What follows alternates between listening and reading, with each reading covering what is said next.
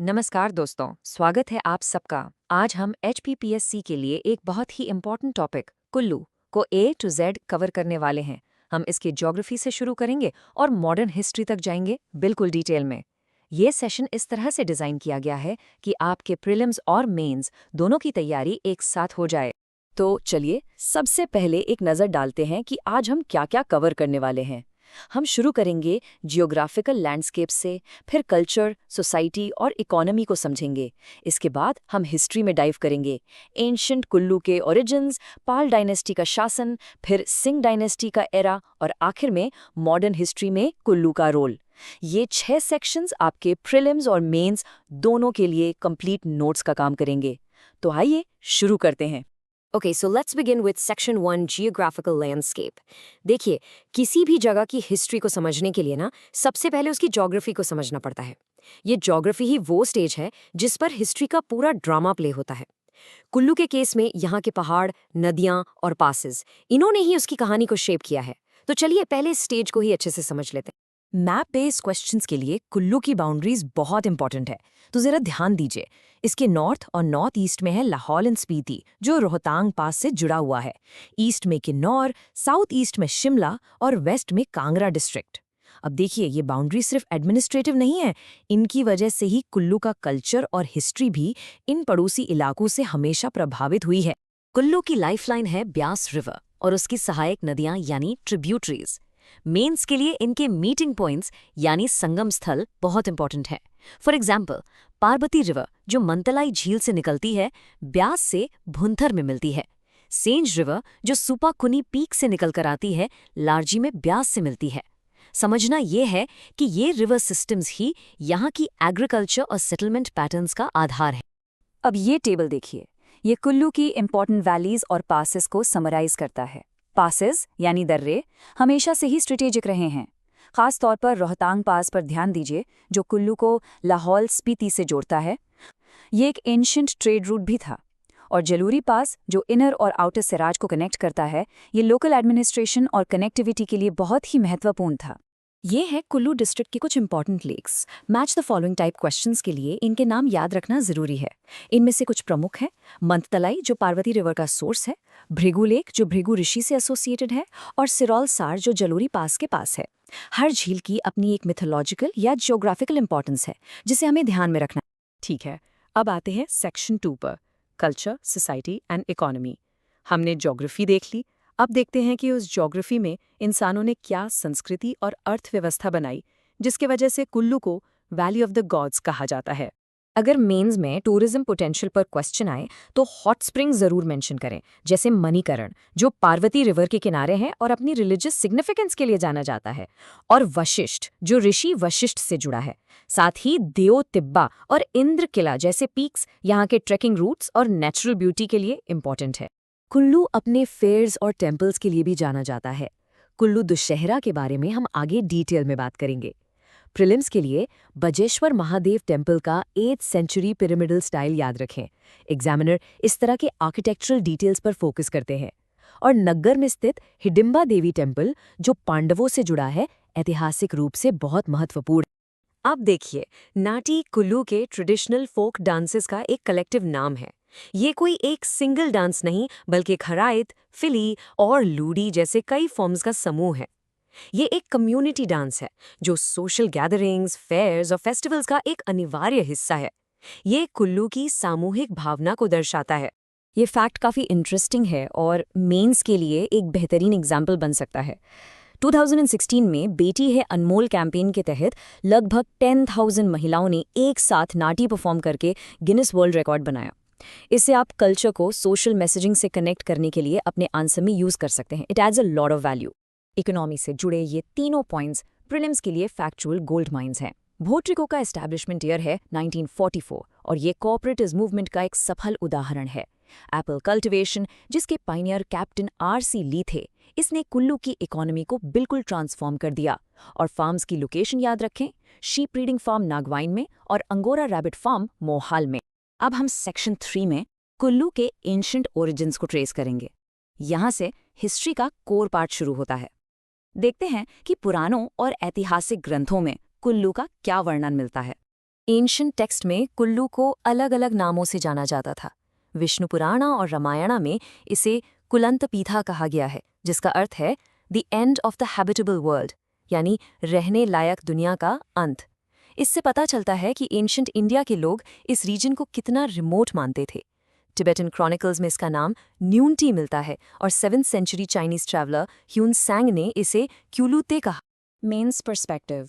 कुल्लू की antiquity establish करने के लिए लिटरेरी और आर्कियोलॉजिकल दोनों सोर्सेज मेंशन करनी चाहिए।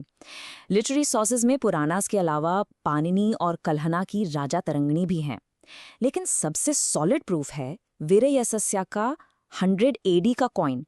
इस कॉइन से साबित होता है कि उस समय यहाँ एक ऑर्गेनाइज्ड किंगडम था जिसका अपना राजा और अपनी करेंसी थी। अब आते हैं सेक्शन 4 पर, the Pal dynasty.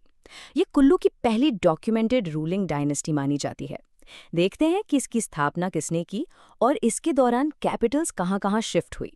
Prelims pointer इस स्लाइड से 2 फैक्ट सबसे इंपॉर्टेंट है। फाउंडर का नाम विरहंग मणिपाल और इनिशियल कैपिटल जगतसुख।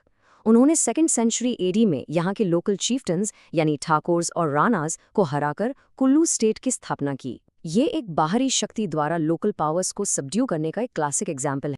कैपिटल्स के शिफ्ट का सीक्वेंस बहुत क्रिटिकल है। सबसे पहले विहंगमणिपल ने जगतसुख को कैपिटल बनाया, फिर विसुद्धपल ने नग्गर हिफ्ट किया, जो स्ट्रेटेजिक और डिफेंसिव रीजन से बेहतर लोकेशन थी, और फाइनली 1660 में जगत सिंह ने कैपिटल को सुल्तानपुर ट्रांसफर किया, जो बेस नदी के किनारे एक फ्लैट वैली में है। इससे एडमिनिस्ट्रेशन और ट्रेड कंट्रोल करना आसान हो गया। एडमिनिस्ट्रेटिव कन्वीनियंस के लिए कुल्लू स्टेट 7 प्रोविंसेस में डिवाइडेड था, जिन्हें वजीरीज कहते थे। ये अकेले एडमिनिस्ट्रेटिव यूनिट्स नहीं थे, बल्कि हर वजीरी का अपना एक यूनिक ज्योग्राफिकल और कल्चरल कैरेक्टर था। ये डिवीजन रेवेन्यू कलेक्शन और गवर्नेंस को आसान बनाता था। जैसे वजीरी रूपी पर्बती और सेंच नदियों के बीच का इलाका था। पाल डायनेस्टी के शुरुआती शासकों का दौर संघर्ष का दौर था। इसमें आप एक पैटर्न देखेंगे। पहले इंटरनल कंसोलिडेशन, जैसे रुद्रापाल ने राणास को हराया। फिर एक्सटर्नल थ्रेट्स, जैसे स्पीति और चंबा से। डेतेश्वर पाल के समय कुल्लू चंबा के अधीन हो गया था।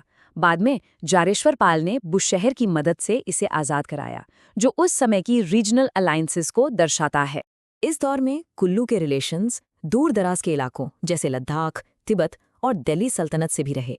सिकंदर पाल का तिब्बतन्स को भगाने के लिए दिल्ली के सुल्तान से मदद मांगना इस बात का सबूत है कि कुल्लू नॉर्थ इंडिया की पॉलिटिक्स से अलग नहीं था। प्रीलिम्स के लिए याद रखें कि उर्धन पाल ने जगतसुख में संध्या देवी टेम्पल बनवाया, और सबसे इम्पॉर्टेंट, कैलाश पाल इस डायनेस्टी के आखिरी राजा थे जिन्होंने पाल सरनेम यूज किया। यहाँ पाल डायनेस्टी का अंत होता है। पाल डायनेस्टी के बाद आती है सिंह डायनेस्टी, जिसका शासन कुल्लू के लिए एक टर्निंग पॉइंट साबित हुआ। इस दौर में कुल्लू ने अपना गोल्डन एज भी देखा और डिक्लाइन भी। आइए सेक्शन 5 में इसके बारे में जानते हैं।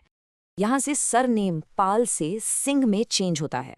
सिद्ध सिंह पहले राजा थे जिन्होंने सिंह सरनेम अपनाया। उनके बेटे बहादुर सिंह ने बचे खुचे राणास और ठाकुर्स को हराकर स्टेट को पूरी तरह से कंसोलिडेट किया। ये एक मेजर पावर शिफ्ट था, जहां से कुल्लू एक ज्यादा सेंट्रलाइज्ड और पावरफुल स्टेट के रूप में उभरा। जगत सिंह को कुल्लू का सबसे पावरफुल राजा माना जाता है। उन्होंने स्टेट को एक्सपैंड किया, कैपिटल को सुल्तानपुर शिफ्ट किया, और उनके मुगल्स के साथ भी रिलेशंस थे। वो शाहजहां और औरंगजेब के समकालीन थे, लेकिन उनके शासन का सबसे ड्रामेटिक हिस्सा द कर्स की कहानी से जुड़ा है, जिसने कुल्लू की हिस्ट्री को हमेशा के लिए बदल दिया। मेंस पर्सपेक्टिव से समझिए, रघुनाथ जी को सत्ता सौंपना सिर्फ एक धार्मिक कार्य नहीं था, ये एक पॉलिटिकल मास्टर स्ट्रोक था। इस कदम ने जगत सिंह की पॉलिटिकल लेजिटिमेसी को बढ़ाया और कुल्लू के सभी लोकल देवताओं को एक सेंट्रल फिगर रघुनाथ जी के अंडर ला दिया। उन्होंने खुद को राजा के बजाय रघुनाथ जी का दीवान घोषित किया, और यहीं से प्रसिद्ध कुल्लू दशहरा की शुरुआत हुई। अगर जगत सिंह ने कुल्लू को कंसोलिडेट किया, तो मान सिंह के शासन में कुल्लू अपनी टेरिटोरियल पीक पर पहुंचा।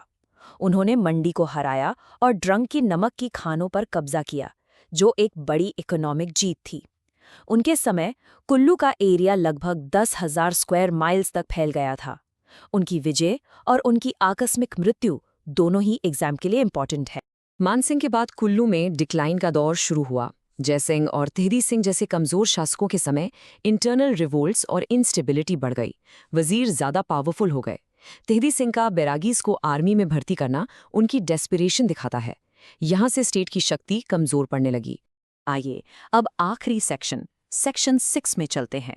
यहाँ हम देखेंगे कि कैसे सिख पावर और ब्रिटिश राज ने कुल्लू को प्रभावित किया और आखिर में ये हिमाचल प्रदेश का हिस्सा कैसे बना।